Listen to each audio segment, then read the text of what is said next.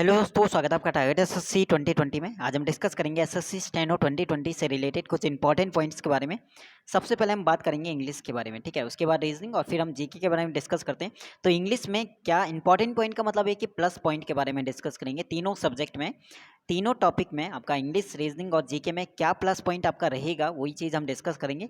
तो 100% वीडियो आपके लिए यूजफुल होगी अगर आप 2020 एग्जाम की प्रिपरेशन करें। तो सबसे पहले हम डिस्कस करते हैं यहाँ पे इंग्लिश के बारे में। अगर इंग्लिश की मैं बात करूं तो इंग्लिश में हमारा प्लस पॉइंट क्या होता है। इंग्लिश में 40 मार्क्स का, यानी आउट ऑफ 100 में से 40 मार्क्स का आपका जो रहता है वो रहता है रीडिंग सेक्शन, ठीक है। रीडिंग सेक्शन आपका इसलिए रहता है क्योंकि अगर आप बात करते हैं क्लोज की, तो क्लोज आपका 20 मार्क्स का आता है, ठीक है। कॉम्प्रिहेंसिव की अगर बात करें तो 15 मार्क्स का आता है।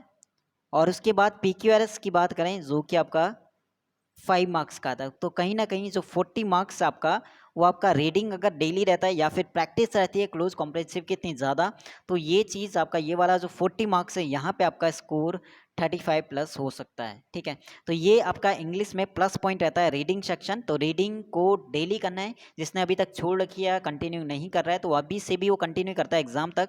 तो कहीं ना कहीं यहाँ पे 40 में से अगर स्कोर अच्छा हो जाता तो कहीं ना कहीं इंग्लिश सेक्शन में आपका अच्छा स्कोर हो जाएगा। और बाकी सेक्शन की अगर बात करें तो बाकी सेक्शन को मैं कंटिन्यू करा रहा हूँ किरण वाले सीरीज से, किरण की बुक वाली सीरीज से। किरण इंग्लिश की जो सीरीज चली वहाँ से कंटिन्यू आपका चला। जैसे एरर वाला सेक्शन है तो काफ़ी लगभग 1500 प्लस आपका एरर हो जाएंगे, 500 और होने।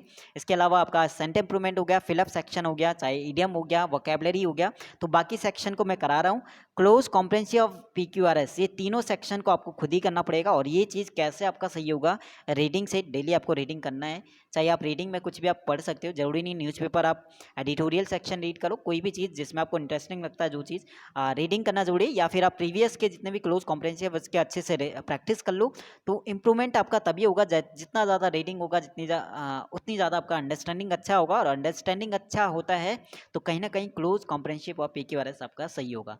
तो इंग्लिश में ये आपका प्लस पॉइंट है। अब बात करते हैं आपका रीजनिंग सेक्शन की। अगर बात करूं मैं कि रीजनिंग में क्या आपका प्लस पॉइंट रह सकता है, और रीजनिंग में आपका प्लस पॉइंट आपका रहेगा आपका टाइमिंग, ठीक है। टाइमिंग आप कैसे मैनेज करते हो, वो चीज़ आपका प्लस पॉइंट रहेगा। टाइम मैनेज करना यही आपका सबसे बड़ी यहाँ पे प्रॉब्लम आपका थी एसएससी स्टेनो 2019 में भी। और सेम अगर लेवल रहता है रीजनिंग का, तो कहीं ना कहीं यही आपका सेम प्रॉब्लम भी होगा एसएससी स्टेनो 2020 एग्जाम में भी। तो रीजनिंग के 2019 के सभी शिफ्ट को मैं सॉल्व करा चुका हूँ, हर एक क्वेश्चन को सॉल्व कराया। तो सभी वीडियोस प्लेलिस्ट में मिल जाएगी। आप रीजनिंग का जब आप 2019 का सेट देखोगे या 2019 के पेपर देखोगे, तो वहाँ पे जो टाइमिंग वाले क्वेश्चन है, ठीक है, टाइम कंज्यूमिंग वाले जितने भी टाइम लेने वाले क्वेश्चंस हैं, उन क्वेश्चनों की प्रैक्टिस डेली करनी है, ठीक है। किसी भी एक टॉपिक को आप ले लो जिसमें आपका टाइम लग रहा है, हर एक टॉपिक के कहीं ना कहीं डेली आपका 50 क्वेश्चन आपका रहता है, ठीक है। 50 क्वेश्चन करना पड़ेगा प्रैक्टिस। तो टाइम मैनेजमेंट यहाँ पे बहुत ज़्यादा इंपॉर्टेंट रोल रखेगा। रीजनिंग की अगर बात करें तो अगर 2019 की तरह आपका सेम पैटर्न का पेपर आता है, तो कहीं ना कहीं टाइम प्रॉब्लम करेगा। क्योंकि 2019 के सभी शिफ्ट को मैंने सॉल्व कराया और कहीं ना कहीं जो क्वेश्चंस का लेवल था वो लेंथी था और टाइम मैनेजमेंट सही से नहीं था। तो इस वजह से वहाँ पे थोड़ा सा प्रॉब्लम आपका रही होगी 2019 की अगर रीजनिंग की बात करें। तो सेम चीज़ आपका 2020 में ना हो, तो इसके लिए सबसे अच्छी इंपॉर्टेंट चीज़ ये है, इंपॉर्टेंट पॉइंट आपके लिए ये है कि उन क्वेश्चनों की प्रैक्टिस ज़्यादा करनी है जिनमें टाइम ज़्यादा लगता है और जो टाइम कंज्यूमिंग है, ताकि उनमें इतनी प्रैक्टिस हो और एग्जाम टाइम पे वहाँ पे बिल्कुल उनमें टाइम ना लगे जितना 2019 के शिफ्टों में लगा था, ठीक है।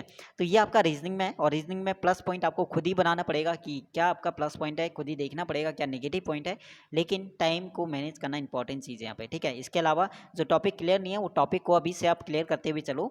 और जिस टॉपिक में प्रॉब्लम आ रही है उसकी ज़्यादा से ज़्यादा प्रैक्टिस करो उन क्वेश्चनों की। और डेली आपका 100 क्वेश्चन, कम से कम 100 क्वेश्चन यहाँ से करना चाहिए, डेली प्रैक्टिस करनी चाहिए एग्जाम तक आपका, ठीक है। एग्जाम से पहले आप 1 मंथ पहले आप मॉक लगाना भी स्टार्ट कर सकते हो, 15 या 20 दिन पहले, ठीक है।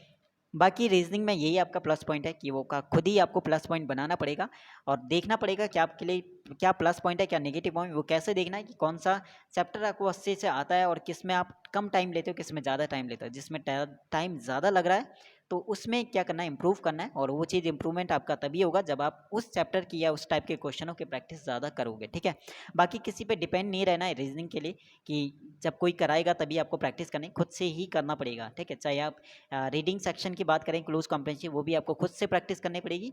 और रीजनिंग की बात करें तो वो भी आप जितना प्रैक्टिस करोगे उतना ज़्यादा आपका इंप्रूवमेंट आएगा, ठीक है। बाकी मैं भी कोशिश करूँगा रीजनिंग में उन्हीं क्वेश्चनों को कराने के जिनमें टाइम लगता है, जो टाइम कंज्यूमिंग वाले क्वेश्चन आपके रहते हैं, ठीक है। अब हम बात करते हैं जीके के बारे में, जो आपका काफ़ी ज़्यादा इंपॉर्टेंट आपका रहता है जीके सेक्शन में।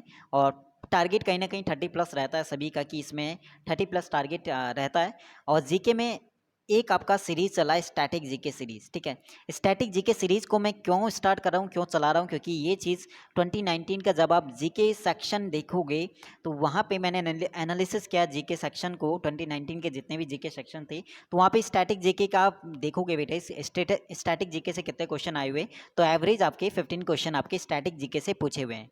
तो स्टैटिक जीके के अंदर कहीं ना कहीं 45 ऐसे टॉपिक हैं जो आपको करने चाहिए। और काफ़ी कोई टॉपिक ऐसे होंगे जो आपने पढ़े होंगे ल्यूशन से, और काफ़ी टॉपिक इससे पहले भी आपने पढ़े होंगे ना। तो सबसे पहले टारगेट आपका यही होना चाहिए, प्लस पॉइंट ही यही है आपका जीके की अगर बात करें कि स्टैटिक जीके को पहले अच्छे से निपटाना, ठीक है। तो वही चीज़ मैं भी कर रहा हूँ, स्टैटिक जीके सीरीज में करा रहा हूँ। और 32 टॉपिक हो चुके हैं, तो 45 टॉपिक का टारगेट है। और 45 टॉपिक में कहीं ना कहीं मुझे लगता है कि स्टैटिक जीके सीरीज आपका लगभग पूरी हो जाएगी। और वहाँ से 15 टू 20 क्वेश्चन आपके पूछते हैं, तो 15 टू 20 क्वेश्चन आपके वहाँ से जो है कन्फर्म हो जाएंगे स्टैटिक जीके से अगर क्वेश्चन पूछता है तो, ठीक है। इसके अलावा यहाँ पे एक क्वेश्चन था, करंट अफेयर्स कहाँ से करना है। तो आप करंट अफेयर्स कहीं ना कहीं लेते हुए चलो कि एग्जाम से पहले 8 मंथ का वैसे पूछता है। अगर आप बात करते हैं मिनिमम 8 मंथ तो पूछता है, वैसे 8 मंथ पहले का करना चाहिए। लेकिन अगर एग्जाम पेपर आपका बन चुका है, मार्च में एग्जाम था 29 से 31 तक, तो कहीं ना कहीं अगर आपका एग्जाम पेपर बन चुका है तो कहीं ना कहीं मार्च से पहले का करंट अफेयर भी पूछ सकता है। इसलिए कोशिश करना जुलाई या अगस्त से करंट अफेयर करते हुए चलना। जुलाई अगस्त 2020 से लेके करंट अफेयर स्टार्ट कर देना करना, ठीक है। और इसके 1-2 मंथ बाद भी आप कर सकते हो, अक्टूबर से भी आप कर सकते हो। लेकिन थोड़ा ये है कि आप कुछ कह नहीं सकते कि करंट अफेयर कहाँ से आएगा, इसलिए जुलाई अगस्त से आप करते हुए चलना, ठीक है। अगस्त 2020 से करते हो तो कहीं ना कहीं ये चीज़ सही है। तो जीके में आपका जो प्लस पॉइंट है वो था आपका स्टैटिक जीके, जिससे आपको मुझे लगता है कि पहले आपको ये स्टैटिक जीके सीरीज को कंप्लीट करना चाहिए। स्टैटिक जीके में जितने भी आपके टॉपिक हैं उस चीज़ को अच्छे से करना चाहिए। उसके बाद आपका टॉपिक वाइज आप उसे साथ में आप ले सकते हो टॉपिक वाइज, ठीक है। टॉपिक वाइज आपका कहीं ना कहीं अगर आप बात करते हैं हिस्ट्री या जोग्राफी या साइंस, तो सभी में लगभग बराबर क्वेश्चन पूछे हुए थे। पॉलिटी से 3 या 4 क्वेश्चन पूछे हुए थे, और बाकी से आपसे 7-8 एवरेज क्वेश्चन आपके पूछे हुए थे।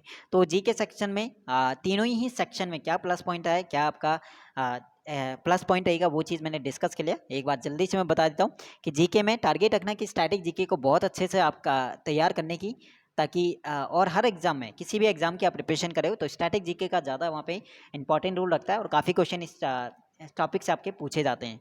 तो स्टैटिक जीके सेक्शन में स्टैटिक जीके को करते हुए चलना, बाकी टॉपिक वाइज भी आप लेते हुए चलना। और 7-8 क्वेश्चन वहाँ पे एवरेज पूछे हुए थे।